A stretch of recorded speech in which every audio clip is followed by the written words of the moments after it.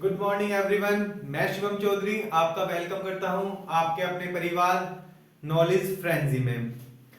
तो ये मेरा पहला एक्सपीरियंस है टीचिंग लाइन में कि मैं आपको टीचिंग के प्लेटफॉर्म पे आया हूं और हम कवर करेंगे। जैसे कि अभी आपको पता है कि 23 जनवरी एग्जाम की रीडेट आई है। पहले एग्जाम कैंसिल हो चुका था यूपी टेट का।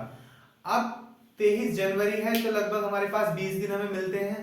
तो मेरी कोशिश ये रहेगी कि जो भी बाल विकास के अच्छे अच्छे टॉपिक्स हैं वो आपको कवर करा दिए जाएं, जिनसे क्वेश्चन बनने की पूरी पूरी संभावनाएं रहती है और क्वेश्चन बनते आए हैं।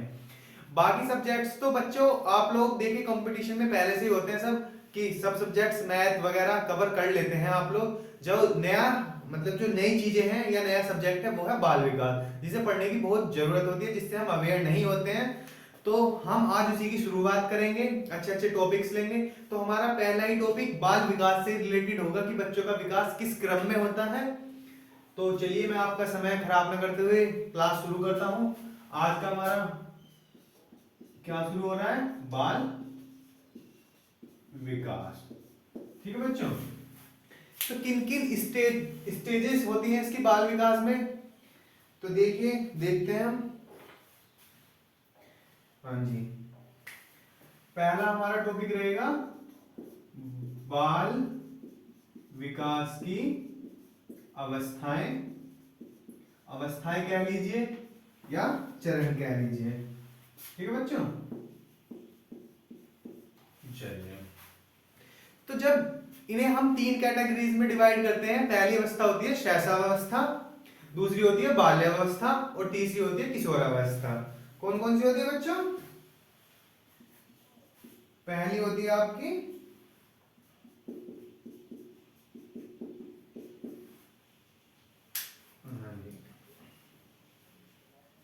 पहली अवस्था होती है आपकी शैशवावस्था। ठीक है। दूसरी होती है बाल्यावस्था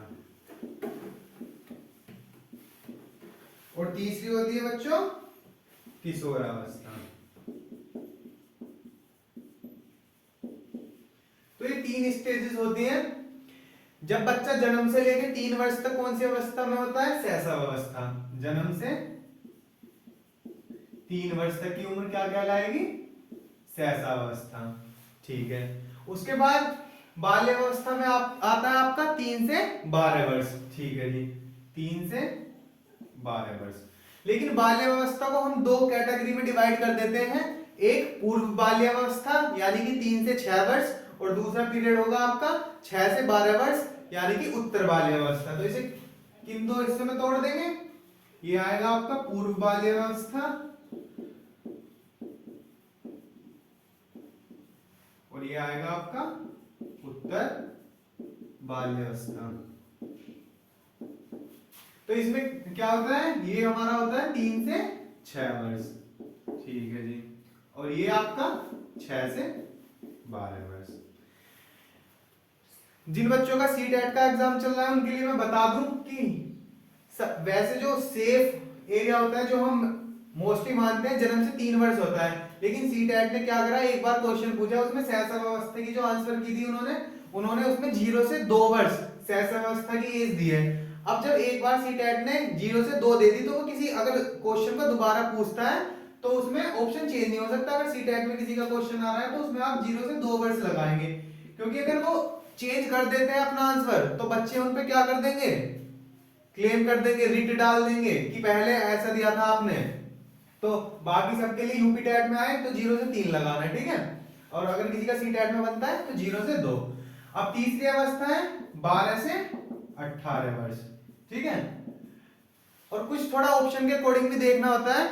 कभी कभी एग्जाम में क्या पूछ लेता है, एग्जाम में तुम्हें 12 से 18 वर्ष में देके, सॉरी 13 से 18, 6 से 12 तो यहाँ हो गई ना, तो 13 से 18 वर्ष में देके कभी कभी आपको 13 से 21 भी मिल सकता है। लेकिन मोस्टली यही मिलता है 13 से 18। अगर ऑप्शन में 13 से 18 ना हो तो हम इस पे जा सकते हैं। इतना क्लियर हुआ? 3 अवस्थाएं होती है। शैशवावस्था जन्म से 3 वर्ष यानी कि जब बच्चा शिशु होता है, शिशु शैशा है ना। बाल्यावस्था जब छोटा बच्चा होता है, और किशोरावस्था में तो वो थोड़ा बड़ा ही हो जाता है, ना बड़ों में रहता है ना बच्चों में। ठीक है। चलिए, अब नेक्स्ट है कि इन जो ये हमारी अवस्थाएं हैं कि इनकी विशेषताएं क्या क्या हैं। ठीक है,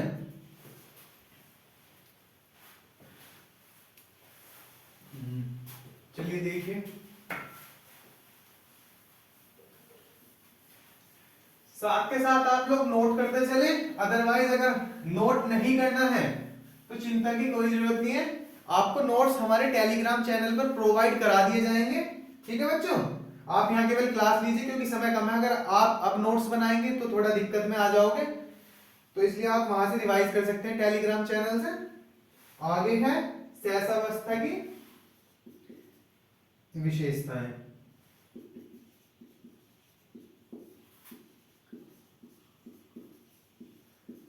तो हर अवस्था की अपनी कुछ विशेषताएं हैं अलग अलग। विशेषताओं से क्या मतलब है कि बच्चे के अंदर कौन कौन सी चीजें देखने को मिलती हैं, क्या उसकी एक्टिविटीज रहती हैं, ये सब किस में आएंगे, विशेषता में। जैसे कि पहली विशेषता क्या है सहसावस्था की, पहली है आपकी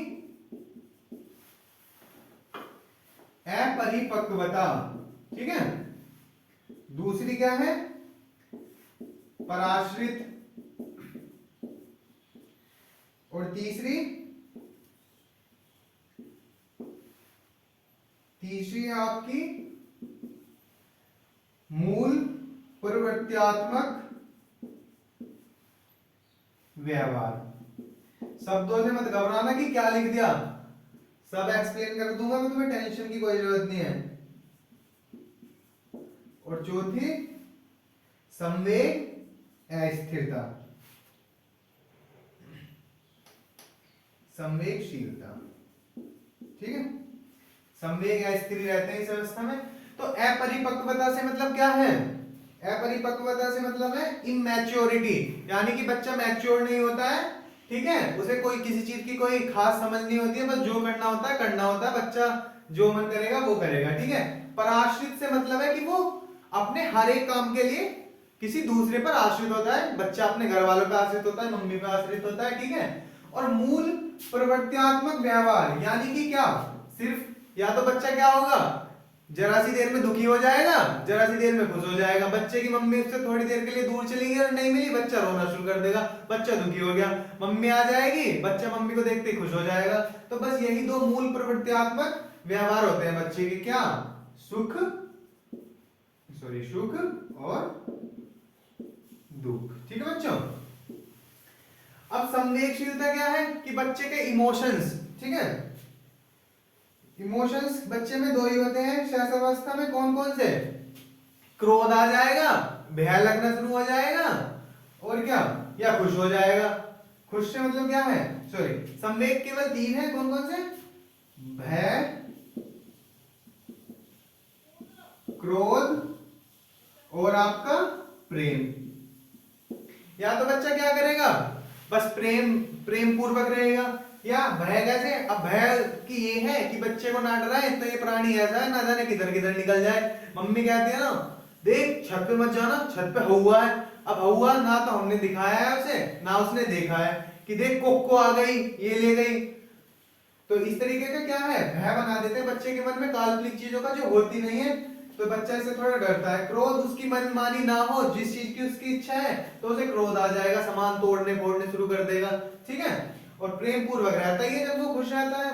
तो ये तो हो गई है सहसावस्था की विशेषताएं, कौन कौन सी, अपरिपक्वता, पराश्रित, मूल प्रवृत्त्यात्मक व्यवहार एंड संवेगशीलता यानी कि इमोशंस। ठीक है, चलिए, पराश्रित से मतलब बेटा डिपेंडेंसी है, वो किसी और पे डिपेंड रहता है बच्चा।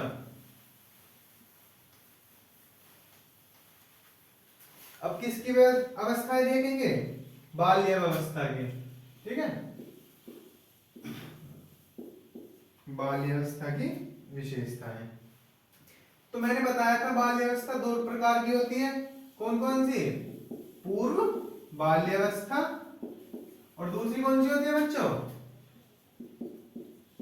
उत्तर बाल्यावस्था। ठीक है मेरे दोस्तों, तो जब बच्चा पूर्व बाल्यावस्था में होता है यानी कि 3 से 6 वर्ष, अब आप खुद ही नोटिस कीजिए, ये चीजें रटने की जरूरत नहीं है, सबके घर में आस पड़ोस में छोटा बच्चा होता है, बस उसी हिसाब से उसी एज ग्रुप के बच्चे को आप देखिए कि उसकी हरकतें कैसी होती हैं, बस वही वाली चीजें और याद रखिए। तो जब बच्चा पूर्व बाल्यावस्था में होता है 3 से 6 वर्ष की उम्र में, कैसा होता है वो? एक नंबर का जिद्दी होता है कि नहीं?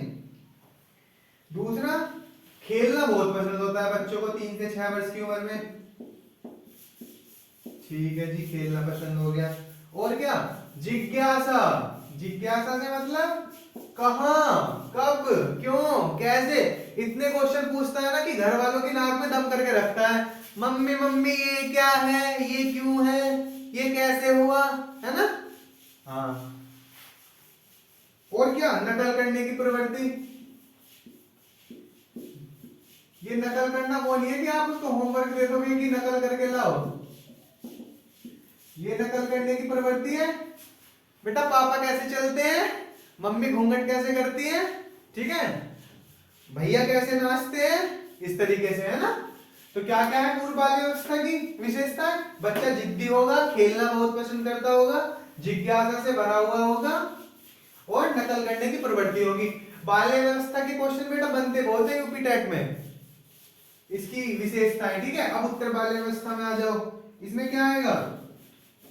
इसमें आएगा आपका 6 से 12 वर्ष, तो इसकी भी अपनी कुछ विशेषताएं होंगी। तो देखिए इसकी क्या विशेषताएं हैं। इनकी विशेषताएं हैं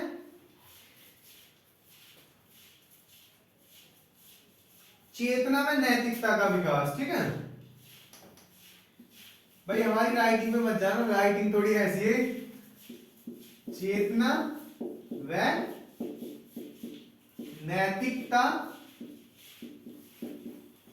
का विकास, ठीक है जी। और क्या है फिर? वास्तविक जगत से संबंध,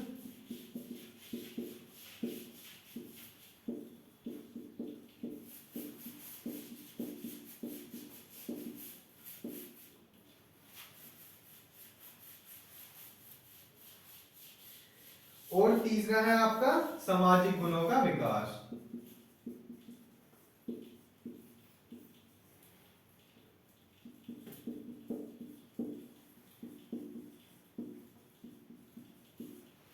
चेतना में नैतिकता से विकास का मतलब क्या है कि जब हमने शैशवावस्था में देखा था कि अपरिपक्वता उसकी एक विशेषता थी। अपरिपक्वता, इमेच्योरिटी से मतलब क्या है कि बच्चे को नहीं पता है कि कहाँ कैसा व्यवहार करना है।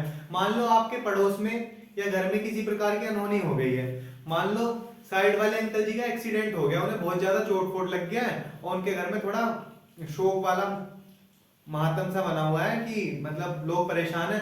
अब उससे कहा है बेटा नहीं नहीं टीवी नहीं देखना, कि पड़ोस वाले अंकल को चोट लग गई है तो ऐसे टीवी नहीं देखते। वो बोलेगा ठीक है मम्मी, थोड़ी देर बाद भूल जाएगा, फिर आधे घंटे बाद कहेगा मम्मी मम्मी मैं टीवी देख लूं। वो भूल गया क्योंकि उसे नहीं पता सुख दुख क्या है, ठीक है। अब यहाँ है नैतिकता का उसके अंदर विकास हो रहा है बाल्यावस्था के उत्तर बाल्यावस्था में आगे, कि उसे पता है कि अगर पड़ोस वाले अंकल के चोट लग गई तो ऐसे में टीवी नहीं चलाते, गाने नहीं सुनते, हंसी मजाक नहीं करते, कि शांति से रहेंगे। वो समझ रहा है कि चीजों को क्या है कि कब सुख दुख की बात है। वास्तविक जगत से संबंध, अब वो वास्तविक जगत से संबंध बनाने लगा है। कैसे? कि समझने लगा है कि मेरा रिश्ता किससे क्या है और अपने दोस्तों से मिलता है, ठीक है। सामाजिक गुणों का विकास, समाज में रहने के लिए कौन से गुण आवश्यक हैं? जैसे कि हमारा सहनशीलता हुआ, सहभागिता हुआ। अब यहाँ बच्चा खेलता है तो कैसे कैसे गेम्स खेलता है तो कैसे करते हैं कि भाई मान लो बैट बॉल खेल रहा है, नहीं भाई तू उधर फील्डिंग करेगा, तू इधर करेगा, तो इस तरीके से मतलब ग्रुप वर्क करना सीख जाता है। और सहनशीलता कि अगर मेरे दोस्त ने मुझे कुछ कह दिया तो इतना बुरा नहीं मानता कि मेरा दोस्त है ना। तो ये है इस तरीके के कि सामाजिक गुणों का विकास होने लगता है। चलिए अब देखते हैं किशोरावस्था।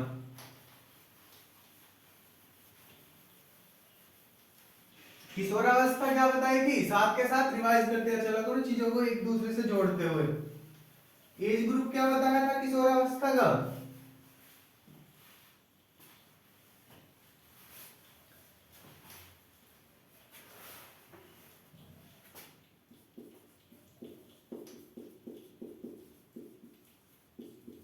ये देखना कलर ठीक दिख रहा है ये वाला? किशोरावस्था की विशेषता क्या होती है भाई? पहला, शारीरिक विकास,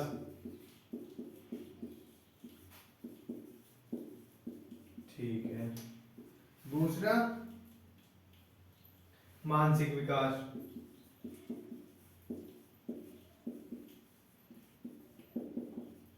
ओके। तीसरा क्या है? घनिष्ठ व व्यक्तिगत मित्रता।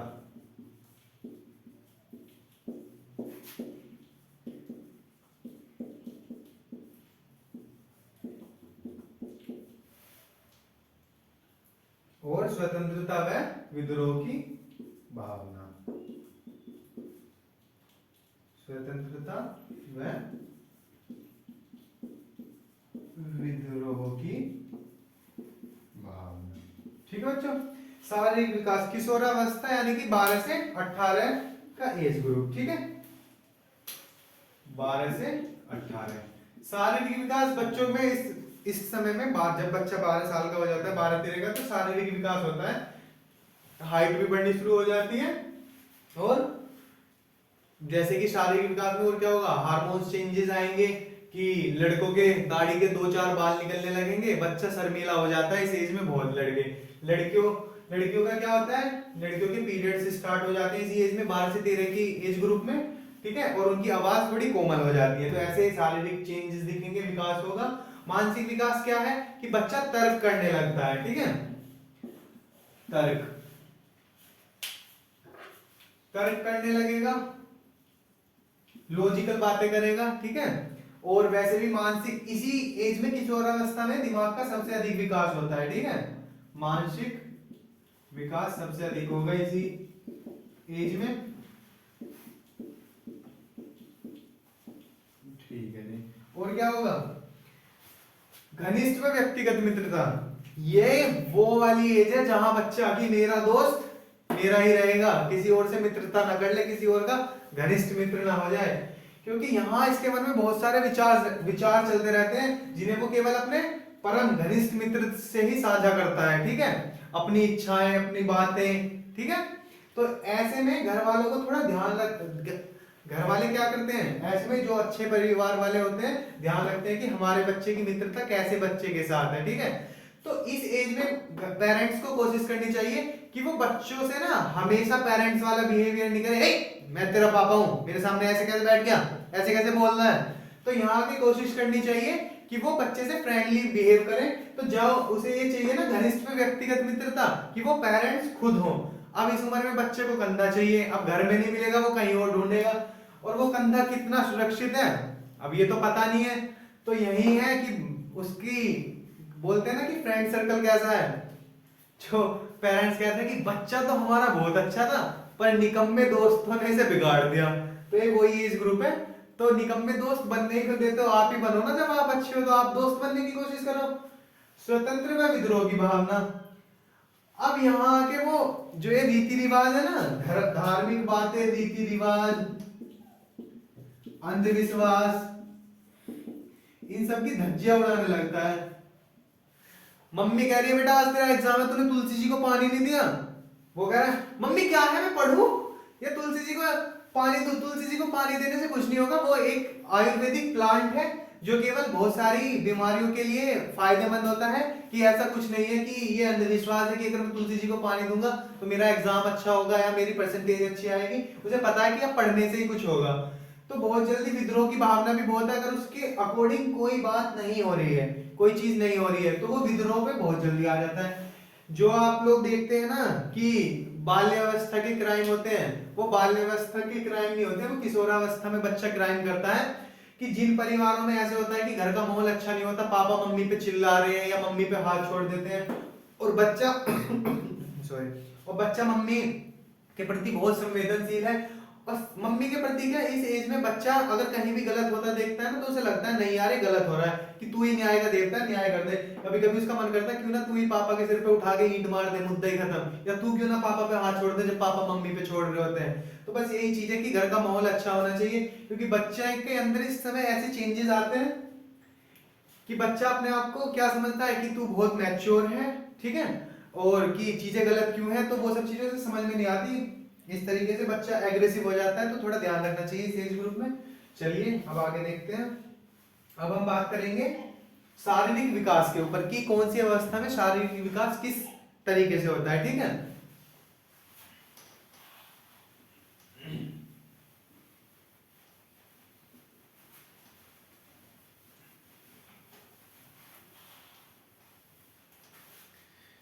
बाकी अगर किसी का कोई भी क्वेश्चन है, बीच में कोई बात मुझसे छूट गई हो, तो आप लोग कमेंट्स बॉक्स में मुझसे पूछ सकते हैं। मैं आपके सभी डाउट्स क्लियर करने की पूरी पूरी कोशिश करूंगा कि शारीरिक विकास किस तरीके से होता है। मैं आप लोगों को कहना चाहूंगा कि आप चीजों को रटने की कोशिश बिल्कुल मत करना। आज अब जो आपकी शिक्षा नीति है, मतलब जो अच्छी शिक्षा नीति और अच्छी बातें हैं, वो किस चीज पे जोर देती है कि चीजों को ना बच्चों को भी अगर जैसे हम पढ़ाएंगे कि बच्चों को रटवाना नहीं है, रटवाने को तो तुरंत साइड करो, कि बच्चों को उनके दैनिक जीवन से चीजें जोड़ते हुए पढ़ानी है। अब जब हम ही बच्चों के लिए पढ़ रहे हैं तो क्यों ना हम बच्चों, ऐसे नहीं कि रटना है, आप अपने दिमाग में देखिए कि मतलब हाँ मेरे पड़ोस में इस एज का बच्चा है, हाँ उसकी हरकतें ऐसी हैं, तो ऐसी चीजों को रिलेट करने की कोशिश कीजिए, क्योंकि तो बच्चों को ही तो समझना है, इसलिए तो पढ़ रहे हैं कि बच्चों का नेचर कैसा है, उस चीज पे ध्यान दें। देखिए किस तरीके से ये शारीरिक विकास होगा। शैशवावस्था का देखते हैं पहले। शारीरिक विकास, शैशवावस्था, ठीक है। तो बालक का भार बालिका से अधिक होता है शैशवावस्था में। जब बच्चा पैदा होगा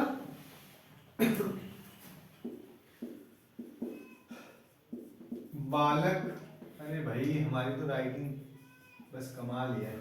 बालक का भार बालिका से अधिक होगा, ठीक है। ठीक है, कितना होता है? बालक का भार होता है जी हमारा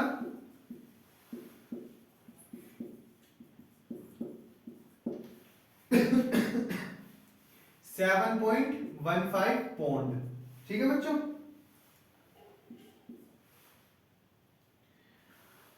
और बालिका का कितना होगा? बालिका का इससे थोड़ा कुछ कम होता है,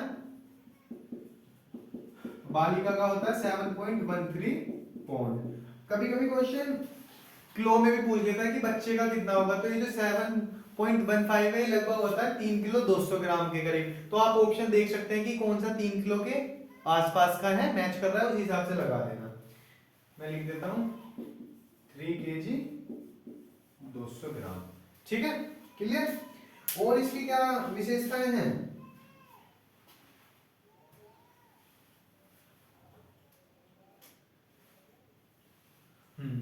शैशवावस्था में बच्चे की जो शारीरिक गति होती है ना, वो सबसे तेज होती है। 3 वर्ष तक, 0 से 3 वर्ष तक बच्चा मतलब बहुत ही तेज गति से बढ़ता है।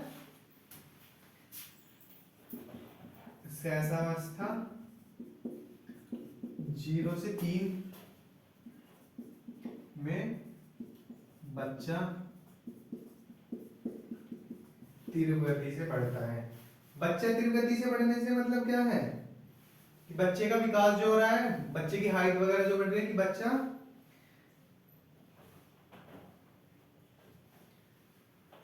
तीव्र गति से विकास करता है, बच्चे का विकास तीव्र गति से होता है, ठीक है।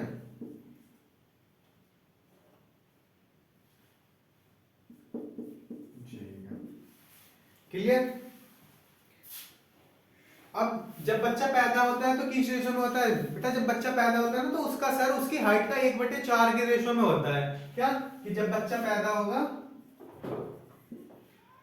जब बच्चा पैदा होता है तब उसका सिर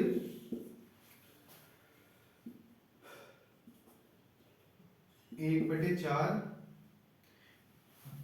उसका सिर उसके शरीर का, ठीक है, उसके शरीर की लंबाई का 1/4 होता है। और फिर समय के साथ साथ क्या होता है कि ये रेशो चेंजेस आते रहते हैं। और जैसे कि अब देखना, अब थोड़ी ना हम बड़े होने के बाद कि हमारा सर 1/4 के रेशो में नहीं, फिर धीरे धीरे चेंजेस हो जाता है, लेकिन शुरू में जब बच्चा पैदा होता है तो इसी रेशो में होता है, ठीक है, ये बात याद रखना। और बच्चे में कितनी हड्डियां होती है सहसावस्था में? हाँ जी,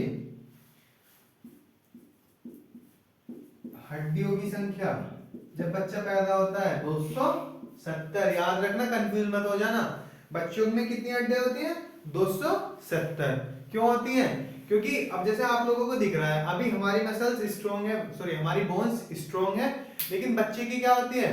बच्चे की जो बोन्स होती है वो फैक्टर्स में होती है, टुकड़ों में। वो तब तक उनका सुदृढ़ीकरण नहीं हुआ होता है, कि यानी कि वो स्ट्रॉन्ग्स नहीं होती है, छोटे छोटे टुकड़ों में होती है, धीरे धीरे जुड़ के 2-3 की एक बोन्स बन जाती है इस तरीके से। तो कितनी होती है? 270, याद रखना। और हड्डियां किसकी बनी होती है? कैल्शियम और फास्फोरस, ठीक है, याद रखना है भी। अब और क्या रहेगा सहसावस्था में हमारा? ठीक है, ये हो गया। अब देखते हैं बाल्यावस्था में शरीर का विकास किस तरीके से होता है।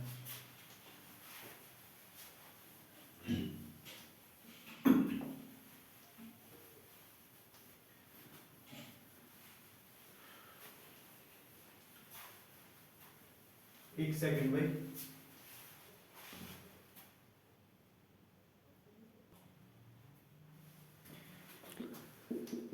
ये भी रखो, ठीक है। बाल्यावस्था,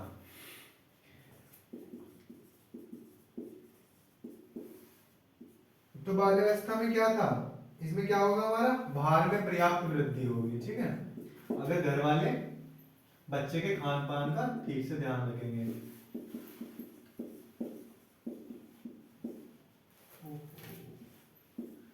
भार में पर्याप्त वृद्धि होगी, ठीक है, बच्चे के खान पान का अगर अच्छे से ध्यान रखा जाए, ठीक है। ज्यादा अच्छे से भी ध्यान रखने पे भार कुछ ओवर ही हो जाता है, थोड़ा लिमिट में बच्चों का ध्यान रखना चाहिए। आजकल बच्चे एक्टिविटीज कम करते हैं, फिजिकल एक्टिविटीज, और खान पान पे ज्यादा ध्यान देते हैं मम्मी पापा, तो वो भी दिक्कत वाली बात है। लंबाई लंबाई कम बढ़ती है भाई, देखो लंबाई कम बढ़ती है। मैंने बताया था बाल्यावस्था को दो फैक्टर्स में। वैसे तो बाल्यावस्था होती है आपकी कितनी? ये होती है आपकी 3 से 12, ठीक है नहीं? लेकिन जो 3 से 6 है पूर्व बाल्यावस्था, उसमें हाइट थोड़ी बढ़ती है, बढ़ती तो कम ही है, कि मतलब 3 से 6 में तो हाइट बढ़ेगी, लेकिन जो 6 से 12 का टाइम होगा उसमें ना के बराबर ही हाइट बढ़ती है, ठीक है। 3 से 6 में बढ़ती है, लेकिन 6 से 12 में बहुत कम बढ़ती है, ठीक है जी। ये तो हो गया लंबाई का मैटर। अब बात कर लेते हैं आपकी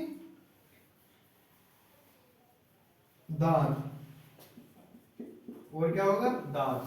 दांत बाल्यावस्था में दूध वाले टूट चुके होते हैं, और कौन से आने शुरू हो जाते हैं बाल्यावस्था में? बाल्यावस्था के अंदर ही दूध के दांत टूट के परमानेंट वाले दांत आ जाते हैं, ठीक है।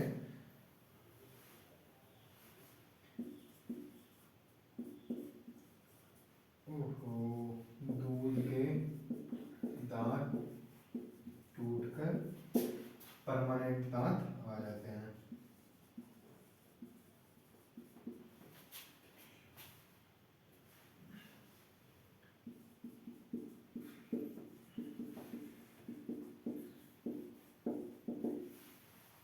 चलो, ये तो हो गई आपकी बाल्यावस्था की बात, ठीक है। क्या होगा? भार में पर्याप्त वृद्धि, लंबाई कम बढ़ेगी, 3 से 6 में ठीक ठाक बढ़ जाती है थोड़ी बहुत, लेकिन 6 से 12 में ना के बराबर बढ़ती है। दूध के दांत टूटकर परमानेंट दांत आ चुके होते हैं बाल्यावस्था के अंदर, 11-12 तक अच्छे से। चलो जी, अब बात कर लेते हैं किशोरावस्था की, कि किशोरावस्था में शारीरिक वृद्धि कैसे होती है। किशोरावस्था बहुत ही इंटरेस्टिंग टॉपिक है, किशोरावस्था का विकास का, ठीक है। तो ध्यान से पढ़ना। एज 13 से 18, क्या क्या चेंजेस होंगे? लंबाई में वृद्धि होगी, ठीक है जी। लंबाई में वृद्धि सबसे अधिक कहां देखने को मिलेगी? किशोरावस्था में। तो इसमें भाई वृद्धि कैसे होती है? किशोरावस्था में लड़कियों की वृद्धि 13 से 14 की उम्र तक जितना उन्हें भविष्य में बढ़ना है उसका 90% बढ़ चुकी होती है, उसके बाद तो थोड़ा बहुत बढ़ती है लड़कियां 13 और 14 की एज के बाद। ठीक है, 13 से 14 की एज में लड़कियां, ठीक है, कितना बढ़ चुकी होती हैं? अपनी पूर्ण ऊंचाई का 90%। और लड़के बेचारे छोटे रहते हैं इस एज में। तो जब 13-14 की एज में बच्चे 8th-9th में होते हैं ना, 9th-10th क्लास में, जो में भी होते हैं, कोई 8th में होगा कोई 9th में, तो वहां देखने को मिलेगा कि लड़कियां उसी एज ग्रुप की लड़कियां लड़कों से लंबी देखने में मिलती हैं। और जो बच्चा 13-14 का होगा लड़का, वो बेचारा छोटा मिलता है। क्यों?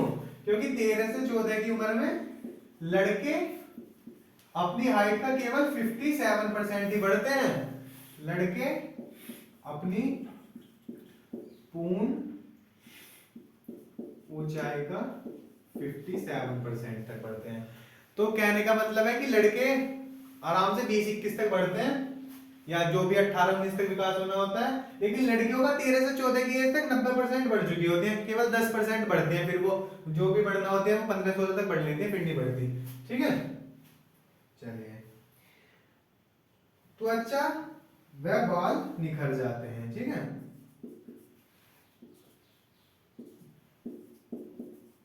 त्वचा में बाल निखर जाते हैं। ठीक है जी। तो भैया त्वचा केवल बच्चियों की निखरती है, बच्चों की नहीं। बच्चों के तो बाल निकल आते हैं दाढ़ी के, 2-2 4-4 निकलने शुरू हो जाते हैं किशोरावस्था में। जब बच्चे 15-16 की एज में पहुंचते हैं, किसी के जल्दी निकल जाते हैं, किसी के लेट, हार्मोन चेंजेस के ऊपर बात है। तो जब यहाँ चेंजेस देखने को मिलते हैं कि बाल निकलने शुरू हो जाते हैं लड़कों के, तो बच्चे लड़के बहुत शर्माने लगते हैं। ठीक है, उन्हें ऐसा लगता है कि सब उन्हें देख रहे हैं, लेकिन बड़े होकर पता चलता है देख कोई नहीं रहा होता, ये बस अपना भ्रम होता है। और भी चेंजेस देखने को मिलते हैं बच्चों में। लड़कियों की त्वचा कोमल हो जाती है, स्किन सॉफ्ट हो जाती है चेहरे की, और जो वॉइस में भी अंतर आता है, वॉइस सॉफ्ट हो जाती है लड़कियों की, और लड़कों की आवाज जो होती है वो मोटी हो जाती है। ठीक है, किस वजह से? कि एडम एप्पल यहाँ निकल आता है लड़कों का, किसी का ज्यादा निकलता है, किसी का कम। ठीक है, इस वजह से।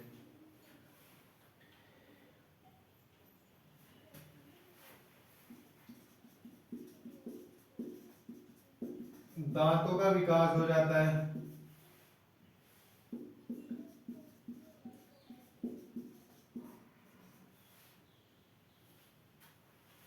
13 वर्ष तक भैया 27 से 28 दांत निकल आते हैं।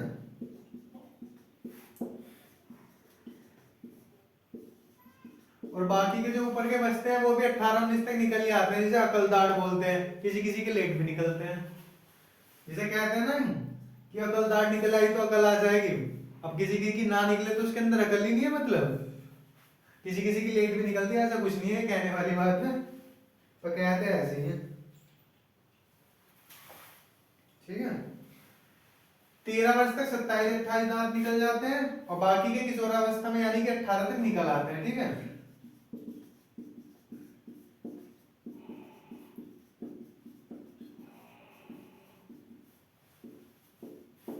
चलिए ये बात भी क्लियर हो गई। हाँ जी, ये तो हो गया शारीरिक ढांचा इनका, कि मतलब शारीरिक विकास किस तरीके से होगा। अब बात कर लेते हैं इनके संवेगात्मक विकास में। ठीक है, कि बच्चे के अंदर संवेगों के चेंजेस किस तरीके से होंगे।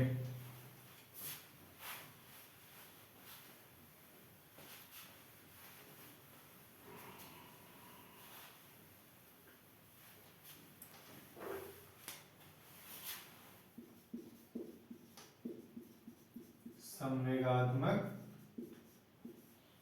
विकास, ठीक है जी। पहले किसका देखेंगे?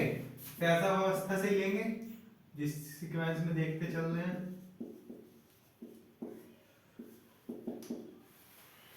उम्मीद करता हूं बच्चों आपको समझ में आ रहा होगा।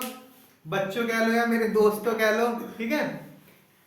कुछ बच्चे मेरे भी एज ग्रुप के इसमें शामिल होंगे तो दोस्त ही कहेंगे, हम भी बच्चे ही हैं अभी, लेकिन बच्चों कहने की आदत पड़ी हुई है ना।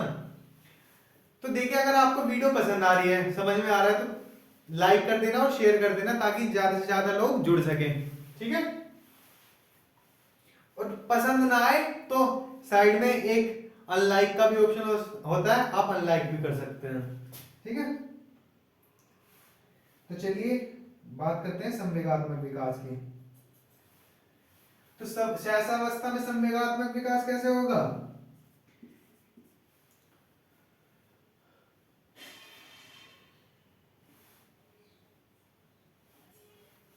हाँ, इसमें केवल 3 ही संवेग होते हैं, मैंने पहले भी बताया था आपको,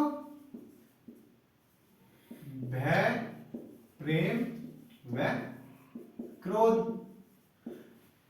ठीक है जी, बच्चा डरता है, सोते सोते भी डर जाता है कभी कभी, या केवल प्रेम पूर्वक व्यवहार करेगा, या फिर क्रोध आ जाएगा, उसकी मनमानी ना हो तो उसे गुस्सा आ जाता है, खिलौने खिलौने तोड़ देगा, कुछ भी उठा के फेंक के मार देगा। ठीक है, इस तरीके से।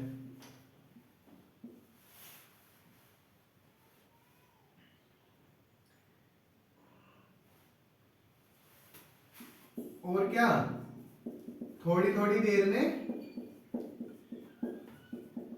संवेग बदलते रहते हैं।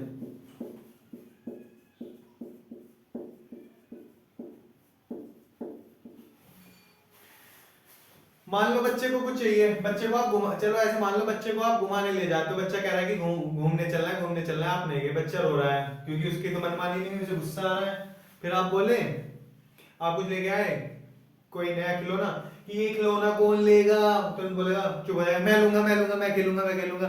आप उसको चॉकलेट वॉकलेट दे तो बच्चा खुश हो जाएगा, भूल जाएगा कि तू क्यों रो रहा था। तो संवेग में अस्थिरता होती है। ठीक है, थोड़ी थोड़ी देर में संवेग चेंज होते रहते हैं। अब बात कर लेते हैं बाल्य व्यवस्था में। ठीक है, इसमें इतना ही है।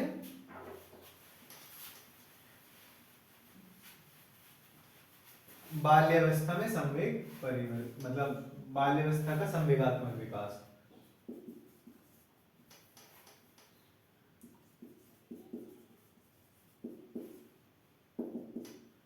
ठीक है, मैं आपको केवल बोल के भी पढ़ा दूं, नोट ना कराऊं, लेकिन कुछ बच्चों को होता है ना ऐसा कि मतलब कि उन्हें नोट्स वगैरह बनाने होते हैं, या कुछ बच्चों की आदत होती है कि अगर वो लिखा हुआ ना देखें तो उन्हें समझ में नहीं आता, होता है ऐसा। ठीक है, तो ये आगे जब आपको पढ़ाए जाएंगे सिद्धांत, तो बुद्धि का एक सिद्धांत है कि बहुबुद्धि वाला सिद्धांत, उसमें आएगा कि किस प्रकार की बुद्धि होती है, तो इसलिए लिखना भी पड़ता है, कुछ बच्चों की समझ में नहीं आता बिना लिखे, तो इसलिए एक चीजें लिखनी पड़ती है। हाँ जी, बाल्य अवस्था में संवेग में स्थिरता आने लगती है, संवेग में स्थायित्व या ठहराव आना शुरू हो जाता है।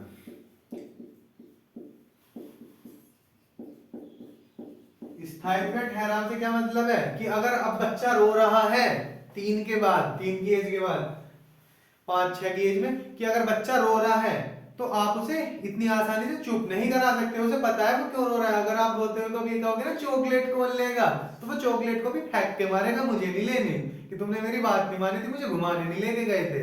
तो यहाँ ठहराव आने लगता है। ठीक है, और क्या है, संवेग, अब वो समाज के नियमों में समायोजन करने लगता है।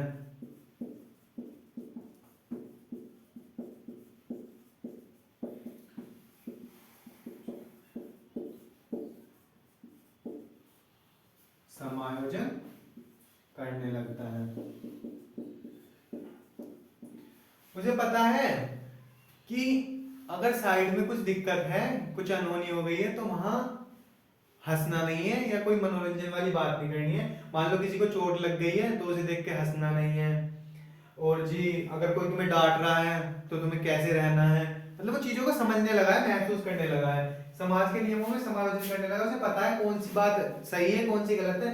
नैतिकता वाली भावनाएं उसके अंदर आने लगती है कि बड़ों को नमस्ते करना अच्छी बात है, बड़ों से उल्टा नहीं बोलते, ये सब क्या है, एक तरीके के सामाजिक गुण है, समाज में समायोजन करने वाली बात है। ठीक है, अगर आप ही देखो, अगर बच्चा है और वो आपको गाली दे दे, मान लो 6 से 7 की एज में, तो क्या उसे समाज में रहने वाले लोग पसंद करेंगे, आप भी उसे पसंद करोगे? तो बच्चे की इस एज में कोशिश रहती है कि वो सबको खुश रखे, उसे पता है कौन सी चीजें करने पे कि अगले वाला शाबाशी देगा, है ना। इस तरीके से कि घर कोई आया, बच्चा पानी लेके आया, अंकल जी नमस्ते करे, पानी दिया, अरे वाह तुम्हारा, मम्मी ने बोला कि जाओ अंकल के लिए पानी लेके आओ, और बच्चा तुरंत पानी लेके आया। अब अंकल जी कह रहे हैं अरे तुम्हारा बेटा तो बहुत अच्छा है, बस बच्चा खुश। ये सब चीजें चाहिए कि उसे समायोजन करना आ जाता है, ठीक है। और क्या,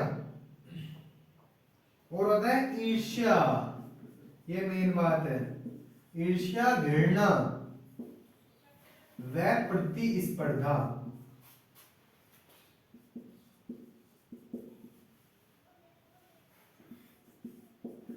की भावना प्रकट करता है।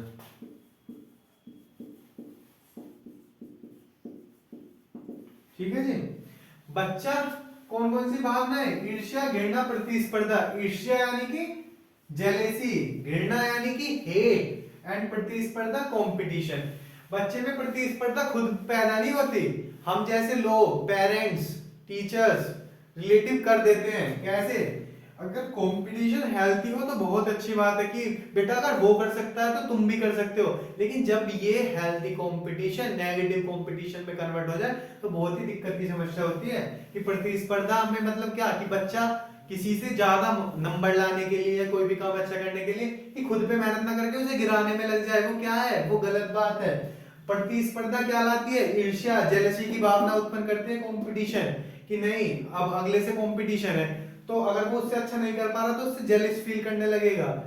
सबका मानसिक स्तर एक जैसा नहीं होता, तो बच्चों को, पेरेंट्स को कोशिश करनी चाहिए कि किसी दूसरे के बच्चे से कंपेयर अपने बच्चे को ना करें, उसके जैसा बनने को ना करें। हो सकता है आपका बच्चा किसी और चीज में बेहतर हो, तो ये कंपटीशन हेल्थी हो तो ही ठीक है, तो इस चीज का ध्यान रखना चाहिए। और यहाँ घृणा बच्चा ऐसी करने लगता है, अगर किसी को नहीं पसंद करता ना तो सीधा कह देगा भाई तू यहाँ से जा, मुझे तुझसे बात नहीं करनी, तू मेरा फ्रेंड नहीं है, साफ मना कर देगा। ठीक है, ऐसा होता है मोस्टली बच्चों में। अपने दिन याद करो आप क्या क्या करते थे, बस वहीं से रिलेट हो जाएंगी चीजें। और क्या, झूठ बोलकर उपेक्षा से बचता है, झूठ बोलकर उपेक्षा से बचने लगता है।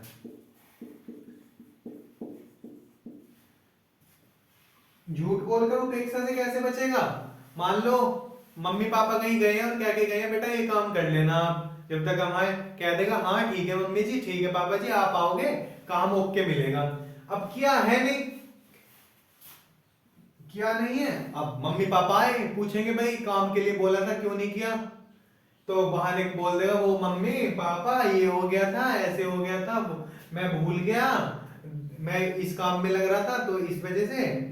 कुल मिला के मतलब अपनी, ये नहीं कि अगर उसे कोई कभी डांट दे उस चीज से बचने की कोशिश करता है, कि अपनी गलतियों को एक्सेप्ट नहीं करता, बहाने ढूंढता है। ठीक है, इस एज में बच्चा, ये याद रखना बाल व्यवस्था 3 से 12 है। मैंने इतनी बार बता दिया बेटा, रट गए होंगे आप लोगों को कि कौन सी अवस्था, कौन सी स्टेजेस किस एज से किस एज तक है। ठीक है, चलिए अब किशोरावस्था पे आ जाते हैं। बस ये लास्ट है, उसके बाद आप भी आराम से रहना, बेआराम से रहना, तो टेंशन ना लो, बोर होने की जरूरत नहीं है, एग्जाम भी नजदीक है।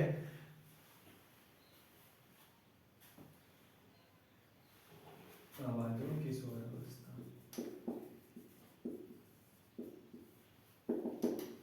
ठीक है जी। अब किशोरावस्था में बेचारे के साथ बहुत समस्या है भाई।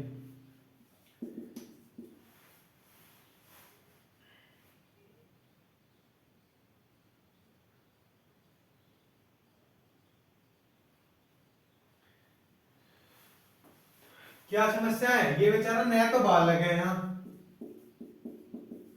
बालक भी नहीं है और बड़ा भी नहीं है, न तो बालक है न बड़ा है। ठीक है जी, तो ये बहुत ही समस्या का विषय है इसके साथ। और समस्या का विषय किस लिए है, संवेगों की अस्थिरता बहुत पाई जाएगी यहाँ।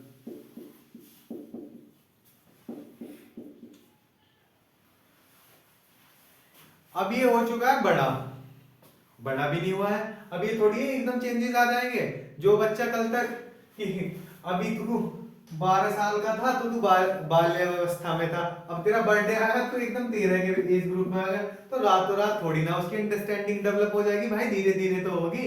अब ऐसे में बच्चों को प्रेशर बनने लगता है, अरे टीचर भी, तुम 9th क्लास में आ गए हो, तुमसे ये नहीं हो पा रहा है, तुम बच्चे थोड़ी हो। अब भैया कि तुम बच्चे नहीं हो इसका मतलब वो बड़ा है, और जब वही बच्चा बड़ा होके कोई डिसीजन ले ले तो घर वाले तुरंत कहेंगे तुम इतने बड़े नहीं हो कि तुम अपनी डिसीजन खुद लोगे, तुमने पूछना जरूरी समझा। तो ऐसी ऐसी चीजें बच्चों के साथ होती है, बच्चा बेचारा बड़ी दुविधा में होता है। और दूसरा, इस टाइम हार्मोन्स चेंजेस इस तरीके से होते हैं कि बच्चे के अंदर संवेगों की भी स्थिरता रहती है, वो चीजों को लेकर बहुत कंफ्यूज हुआ रहता है, डिसीजन ठीक से नहीं ले पाता कि सब चीजें, अब वो ना तो बड़ा है ना छोटा है, तो बहुत ही दिक्कत वाली बात है। इसलिए इस एज को क्या कहते हैं, तूफानी उम्र। हाँ, लेकिन संवेग कौन से स्थिर है, प्रेम हुआ, दया हुआ, सहानुभूति हुई, ये बिल्कुल स्थिर है बेचारे के। कि कोई बेचारा गरीब है तो देख नहीं सकता, मतलब कोई भी ऐसी चीजें हो जाओ बेचारे का दिल एकदम पिघल जाएगा, नहीं यार इसके साथ तो बहुत गलत है। अगर कहीं से किसी को सर्दी लग गई तो वो बेचारा अपनी जैकेट उतार के भी दे देगा, ले भाई तू पहन ले, मुझे तुझसे देखा नहीं जा रहा, ठीक है। तो इस तरीके का होता है। कौन कौन से भाव इसके स्थिर होते हैं, प्रेम, दया, क्रोध, ठीक है जी, और सहानुभूति। मैंने तुम्हें बताया था क्रोध की बात, कि एग्जाम्पल भी दिया था कि अगर पापा ने मम्मी पे हाथ छोड़ा तो सर भी फोड़ने की सोच सकता है, क्यों ना मैं पापा का आज काम ही तमाम कर दूं, ठीक है। तो ऐसी ऐसी थॉट्स बच्चे के दिमाग में आते हैं, तो ध्यान रखना चाहिए।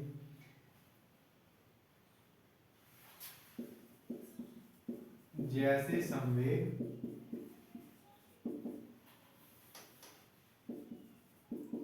स्थायी होते हैं, ठीक है जी।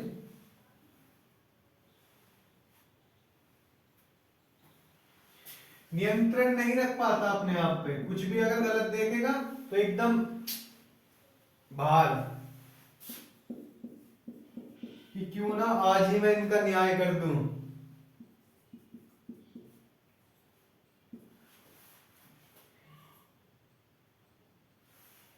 जैसे कि एग्जाम्पल, क्रोध व दुखी व्यक्ति के प्रति दया।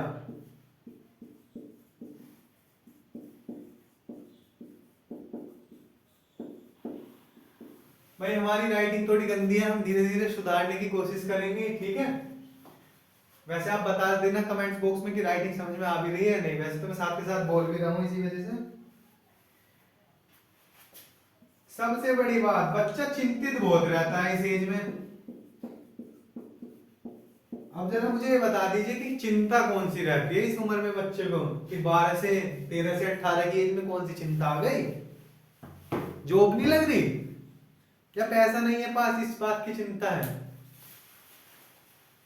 अब कोई सोच रहा होगा कि हाँ भाई बच्चे को पढ़ाई की चिंता होगी, तो भैया पढ़ाई की तो कोई 2-4 ही बच्चे होते हैं जिन्हें चिंता रहती है कि मेरे सिलेबस कंप्लीट नहीं है, एग्जाम आने वाले हैं। वो पढ़ाई की चिंता तो बस एग्जाम टाइम पे होती है कि अब 2 दिन बाद एग्जाम है।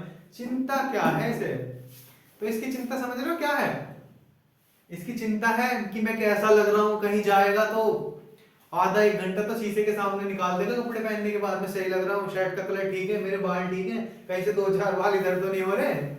तो ऐसे, और क्या चिंता है, और इसकी चिंता है कि भाई अब हार्मोन्स चेंजेस हो रहे हैं, कि अपोजिट जेंडर के प्रति अट्रैक्शन, कि मेरी तरफ कोई अट्रैक्ट हो भी रहा है या नहीं हो रहा है, कि मैं कहीं जा रहा हूं, मेरा फ्रेंड सर्कल जो है कि मुझ में कुछ कमी ना निकाल दे, मैं कैसी शर्ट पहन के आया तू, अच्छी भी नहीं लग रही, तो ऐसे वाली चीजों पे ध्यान देगा। अब इसे बहुत टेंशन रहती है कि जो अपोजिट जेंडर है, हाँ, और यही वो एज है जहां बच्चा दिल लगी कर बैठता है, टीन एज में, कच्ची उम्र का कच्चा प्यार, ठीक है। समझ होती नहीं है, हार्मोन चेंजेस इतनी तेजी से होते हैं कि हाँ, कि ये लड़की इंटेलिजेंट से सुंदर है भाई, बस इससे बात हो जाए, मैं कुछ भी कर दूंगा इसके लिए, तो ये वही एज है, ठीक है।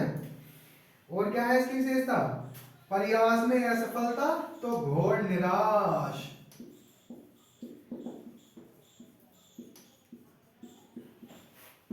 तो घोर निराश कैसे प्रयास? मान लो आज टेस्ट था, नंबर कम आए, टीचर ने इसको लगा दिए 2-4 या सुना दी क्लास के सामने, बच्चा ले गया दिल पे कि यार मेरी बेइज्जती कर दी, रात को सोते टाइम भी दिमाग में यही चलता रहेगा क्या ना कर दूं, मेरी बेइज्जती हो गई। तो यही है कि प्रयास में असफलता पर घोर निराश। और यही वो एज है जहां बच्चे को लगता है कि यार खास में थोड़ा पहले पैदा हो गया होता कि मेरे पापा से तो कुछ नहीं बन पा रहा, अगर मैं पापा की जगह होता तो इस झोपड़ी को महल में तब्दील कर देता। तो यही वो एज है जिसके लिए कहावत सूट होती है कि बाप के हाथ में फावला पट बीजना नजर आता है। ठीक है, तो इसी को लेके वो बनाई गई है। और असफलता में मान लो जैसे कि अब इसने किसी अपने अपोजिट जेंडर वाले को प्रपोजल दिया है, वहां से रिजेक्शन आ गया, तो असफलता पे घोर निराश हो जाएगा कि क्यों मुझे अनलाइक कर दिया। ठीक है, तो इस तरीके की कंडीशंस होती हैं। फिर है कि काम प्रवृत्ति की तीव्रता।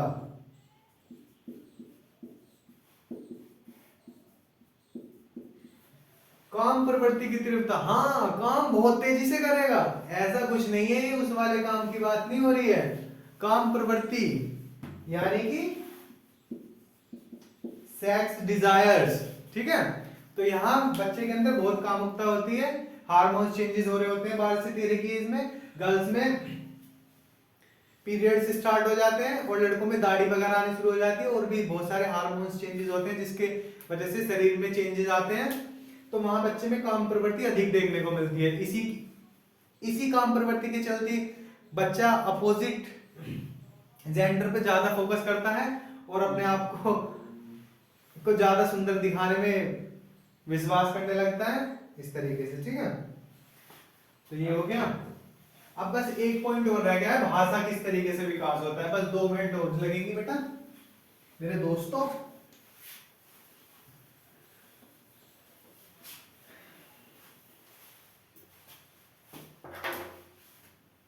भाषा विकास कि तीनों अवस्थाओं में भाषा का विकास किस प्रकार होगा। पहली कौन सी है? शैशवावस्था। एज ग्रुप क्या है? 0 से 3। ठीक है, रट जाएंगे बार बार बोलने से। तो इसमें बच्चा क्या करता है, इसमें क्या करेगा, केवल एक ही शब्द की, ठीक है, एक ही शब्द की वाक्य रचना। और क्या करेगा, क्या ही वस्तुओं के एक ही नाम रख देगा।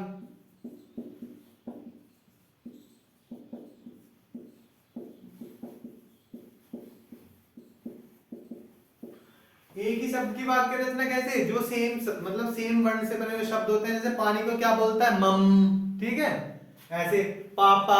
तो इसलिए कभी कभी तुमने लॉजिक सोचा है कि सबसे पहले बच्चा मम्मी पापा क्यों कहता है और मम्मी को मम्मी क्यों कहता है, ऐसे मतलब इस तरीके से क्यों बनाया।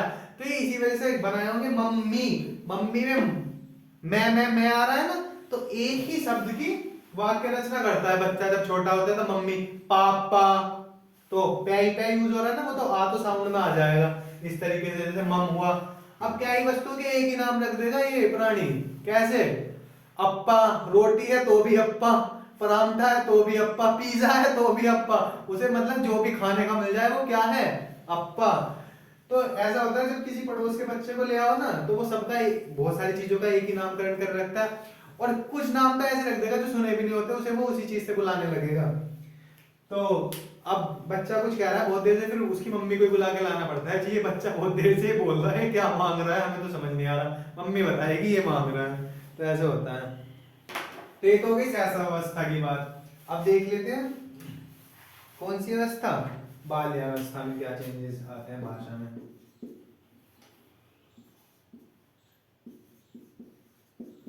बाल्यावस्था में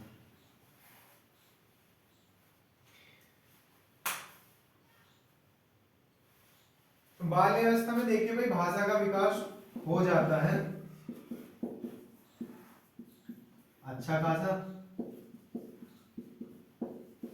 बच्चा वाक्य पूरे बोलने लगता है,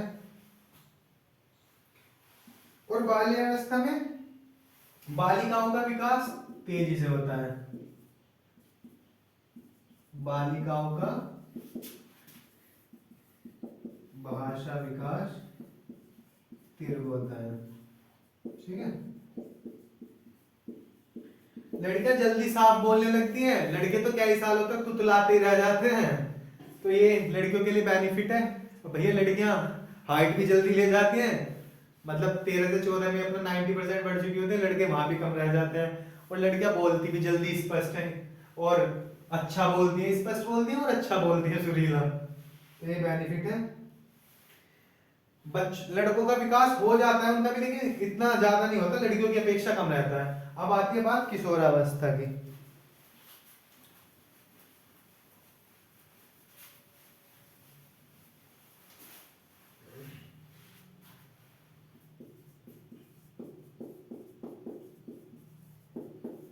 किशोरावस्था, ठीक है, किशोरावस्था में देखेंगे कि किस तरीके से भाषा का विकास होता है। यहां आपका देखने को मिलेगा भाषाई स्पष्टता, भाषा में स्पष्टता होगी, भावों की गहराई होगी। यहां बच्चा गालिब बन चुका होगा, या गालिब देख जरा, ठीक है। शब्दों की ऐसी गहराई होगी, शब्दों में जटिलता होगी,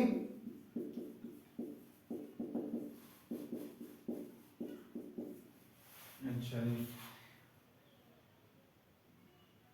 उच्चारण में शुद्धता होगी।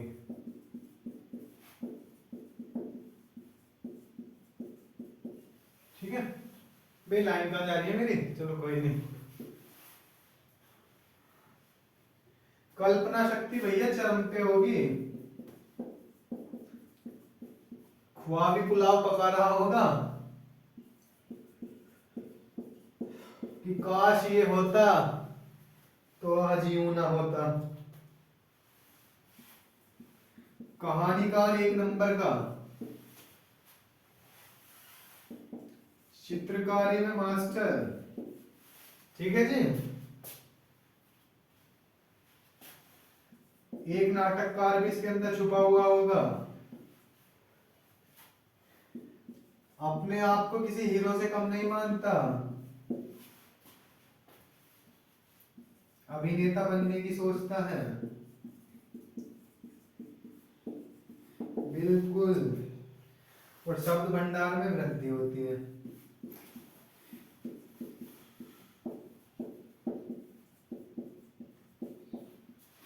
ठीक है जी, क्या भाषाई स्पष्टता, यानी कि एक स्पष्ट और साफ भाषा का प्रयोग करेगा जो मतलब कोई भी आसानी से समझ जाएगा। भावों में गहराई होगी, ये भावों की गहराई समझ रहे हो, अगर इसके मुंह से कुछ गलत भी निकल गया ना तो ये कह देगा शब्दों पे न जाओ, भावनाओं को समझो। ठीक है, शब्दों में जटिलता, ऐसे ऐसे शब्द ला देगा जो मित्र ने सुने नहीं होंगे, और मित्र भी अरे वाह यार तू तो कतई शायर हो गया। ठीक है, उच्चारण में शुद्धता होगी, स्पष्ट बोलेगा। ठीक है भाई, इतना बड़ा हो गया अब तो स्पष्ट बोलेगा ही। कल्पना शक्ति चरम पर होगी, हाँ कि यार पापा पता नहीं क्यों नहीं कर रहे, मैं तो अगर मेरे पास इतना पैसा होता उसे यहाँ लगा देता और ये इतने से इतने हो जाते, और ये घर 2-4 साल में मैं इसको महल बना देता, लाइफस्टाइल ऐसा कर देता। ठीक है, कहानीकार, कहानीकार ये पता है कहानीकार कैसे होते हैं, कोई तो अच्छा होता है, वरना कहानीकार पता है कैसे होते हैं, अपने साइड वाला दोस्त है ना, जो पक्का दोस्त है, उस पर कहानी लिख देगा, और उस कहानी में ना दोस्त को हीरो नहीं दिखाएगा, दोस्त की इज्जत की धज्जियां उड़ा देगा, पता नहीं क्या क्या लिख देगा। चित्रकारी, चित्रकारी आपको पता है टीन एज में बच्चे कौन सी चित्रकारी करते हैं, लेकिन अच्छी खासी कर लेते हैं। कुछ बच्चों की आर्ट बहुत अच्छी होती है, लेकिन बाकी जो होते हैं बाकी तो कुछ और ही चित्रकारी कर रहे थे, कुछ भी बना देंगे उल्टा सीधा। ले मेरे दोस्त ये तू है जिसकी नाक इतनी लंबी जा रही होगी। अभिनेता भैया हीरो बनने की कोशिश करते हैं, अभी टीनेजर्स हैं, लड़कियों पे भी तो प्रभाव छोड़ना है, और लड़कियां इस एज में ओहो अभिनेत्री बनना चाहेंगी, एकदम सुंदर, उनसे कोई कह ना दे कि यार तुझ पे ना ये ड्रेस सूट नहीं कर रही। ठीक है, तो भैया ये सोचते हैं अभिनेता बनने की, शब्द भंडार में वृद्धि, शब्द शब्द बहुत सारे होते हैं इनके पास, अच्छे अच्छे, जो भी अच्छा शब्द मिलता है उसे जोड़ लेते हैं। और ये वो एज है जहां ये नए शब्दों का भी निर्माण कर देते हैं, जैसे हे ड्यूड, पता नहीं कैसे कैसे वर्ड आजकल यूज होते हैं, बेब, फलाना ढिमकाना, जो भी आजकल टेक्स्ट मैसेजेस में यूज करते हैं। तो चलिए ये तो हो गया भाषा का विकास, हमने बच्चे की विकास की अवस्थाएं देख ली हैं। और आई होप ये मेरा फर्स्ट क्लास था, मैंने आज से पहले कभी टीचिंग में कुछ इस तरीके का किया नहीं है मतलब। तो उम्मीद करता हूँ कि आपको पसंद आया होगा। लेकिन जो मैं कंटेंट लेके आऊंगा वो एग्जाम के पॉइंट ऑफ व्यू से बहुत इंपॉर्टेंट होगा, और ऐसी मेरी कोशिश रहेगी कि इससे बाहर कुछ ना जाए, और होगा भी यही। आप लोगों को थोड़ा तो भरोसा करना होगा, मैं जितने भी टॉपिक्स लेके आऊंगा अच्छे ही लेके आऊंगा, और कोशिश करूंगा कि हर एक टॉपिक तब तक कवर हो जाए। अदरवाइज अगर टॉपिक्स कवर नहीं होते, चैनल पे टॉपिक्स पूरे मिलेंगे आपको, क्योंकि इसके बाद सुपर टेट्स की वैकेंसी आ रही है, ठीक है। जो भी 17,000 वगैरह का नोटिस आया है, और देखते हैं जब भी फॉर्म निकलेंगे। तो चलिए, चैनल को लाइक शेयर एंड सब्सक्राइब जरूर कीजिए ताकि लोग जुड़ सकें। अभी आप लोगों के सपोर्ट की बहुत जरूरत है। स्टार्टिंग में देखिए होता है, पब्लिक को पता कैसे चलेगा जो हम जैसे लोग हैं कि यहाँ पे भी कोई पढ़ा रहा है, जब तक आप किसी से नहीं बताएंगे। तो चलिए, धन्यवाद।